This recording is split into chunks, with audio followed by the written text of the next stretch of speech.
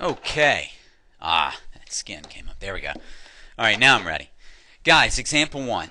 It says simplify the quotient. I don't know that it gets easier, but let's look at A right here. I'm going to put the little red dot by it. That's the one I'm working on. I'll go ahead and put a line between us here. Okay, I've got 6 to the 5th over 6 to the 4th. Now I could write them all out and cancel, or I can subtract. I can do all of that. But think about this, guys. If I wrote the 5 sixes on the top and the 4 sixes on the bottom, right? I know they'd cancel out and I'd be left with 1 on top. So what I want to think to myself is, I've got 6 to the 5th and 6 to the 4th. Which one has more, top or bottom? Top or bottom? Top has more. How many more? 1. So I'm going to leave 1 on the top, and that's it. So that's just 6. Done. Problem solved. Problem evaluated. All right. So let's look at B. This thing's not really any different. It's just Y. Which one has more? Does the top have more, or does the bottom have more? Well, the bottom has more. How many more? It has 2 more. So 1 over Y squared. Okay. Oh, that looks ugly. Y squared. There we go. And that's it, guys. I mean, you can write them all out and cancel them if you want.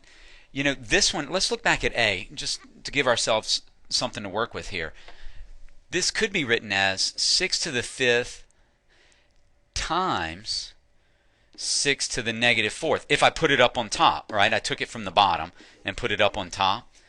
If I do that, the sign of the exponent changes. Okay? And now it's no longer division because it's not on the bottom, it's up on the top. And what do I do with powers that have the same base and I'm multiplying? Well, I add them.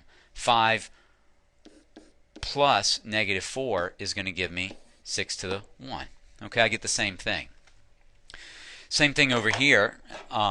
This one is y cubed times y to the negative 5. If I move it up on top, right? If I put it up here, then I'm multiplying.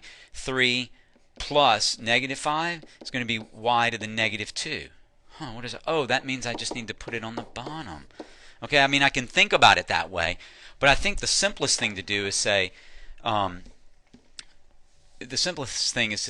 which one of these two has more, the top or the bottom? Well, the bottom has more. How many more? 2 more. All right, and I just leave them down there, and I put 1 wherever the other one is. Okay. All right.